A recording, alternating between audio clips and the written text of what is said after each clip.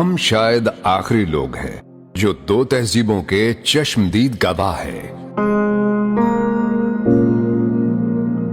ہزاروں سال سے چلی آ رہی تہذیب، سرخ رنگ کے پوسٹ باکس میں خط ڈالنے سے لے کر آرٹیفیشل انٹیلیجنس ٹیکنالوجی کے کمالات دیکھنے والے ہم شاید آخری لوگ ہیں۔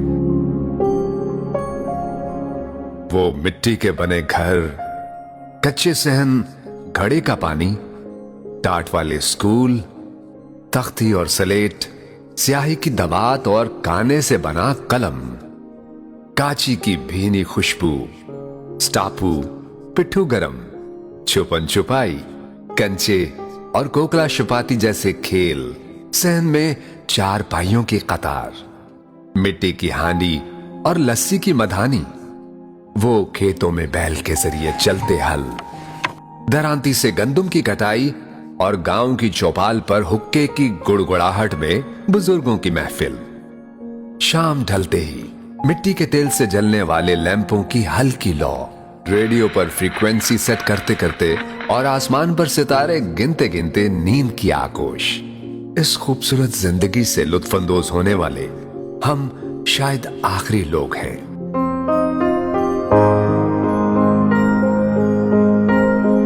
1950 سے لے کر 1990 کے درمیان پیدا ہونے والے ہم خوش نصیب لوگ ہیں جنہوں نے ہزاروں سال سے چلتی آ رہی اس تہذیب اور روایات کو دیکھا ہے۔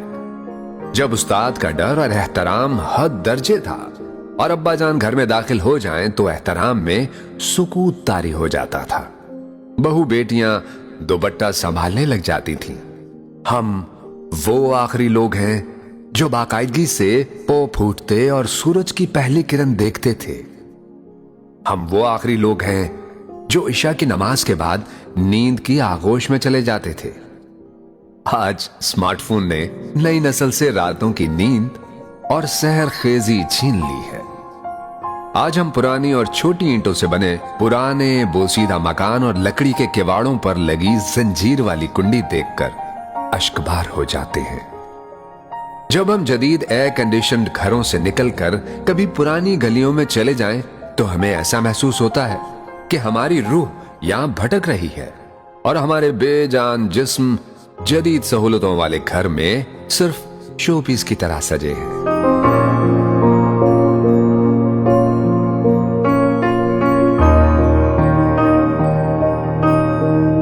انیس سو 50 سے 1990 کے درمیان پیدا ہونے والے ہم خوش نصیب لوگ ہیں کیونکہ ہم وہ آخری لوگ ہیں جنہوں نے مٹی کے بنے گھروں میں بیٹھ کر پریوں کی کہانیاں سنی، جنہوں نے اپنے پیاروں کے لیے اپنے احساسات کو خط میں لکھ کر بھیجا اور ہفتہ بھر ڈاکیے کا انتظار کیا۔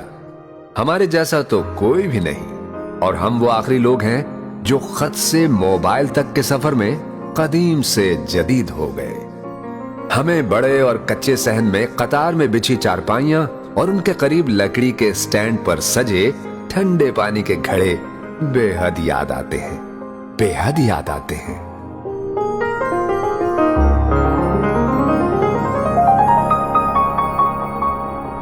گاؤں کے چوراہے یا شہر میں گلی کے نکڑ پر دکان جسے ہم ہٹی بھی کہتے تھے، بچوں کے لیے سب سے بڑی سوغات مرنڈا، ٹانگری اور بغیر ریپر کے رنگ برنگی دیسی کینڈیاں، جبکہ بڑوں کے لیے بنٹے والی سوڈا بوتل ہی سب سے بڑی ریفریشمنٹ ہوتی تھی۔ اب اس کی جگہ پیزا، شوارما اور ان گنت فوڈ برانڈز نے لے لی ہے، مگر ہٹی پر جانے کا مزہ ڈپارٹمنٹل سٹور کی چکا چوند ہلچل میں موجود نہیں۔ عید الفطر کی رات سال میں سلوایا گیا واحد کپڑوں کا جوڑا اور واحد جوتے دیکھ دیکھ کر نیند اڑ جاتی تھی کہ صبح اسے پہن کر شہزادے لگیں گے۔ عید کے روز محلے میں بننے والی جلیبیوں کی مٹھاس اور گلی میں جھولوں کے نام پر بچوں کی سب سے بڑی انٹرٹینمنٹ پنگوڑوں کے مزے ناقابل فراموش ہیں، جن کی جگہ اب ونڈرلینڈ نے لے لی ہے۔ کیا زمانہ تھا جب مائیں خود بچوں کے کپڑے سیتی تھیں، بازار سے ان کے گولے منگوا کر سارا دن جرسیاں بنتی تھیں، لڑکے لڑکیاں درختوں پر باندھی گئی پینگ پر اونچے اونچے جھولے لیتے تھے، یا بچیوں کا سب سے بڑا شوق کپڑے سے گڑیا گڈا بنانا اور ان کی شادی کرانا تھا۔ سادہ سی زندگی مگر खुलूस से भरी जिंदगी। घरों की दीवारें छोटी होती थी मगर हया का मयार ऊंचा था। शाम को खवातीन दीवार के उस पार पड़ोसनों से हाल अहवाल भी पूछ लेती थीं। दीवारों से जुड़े ये रिश्ते व्हाट्सएप मैसेजेस ने छीन लिए हैं।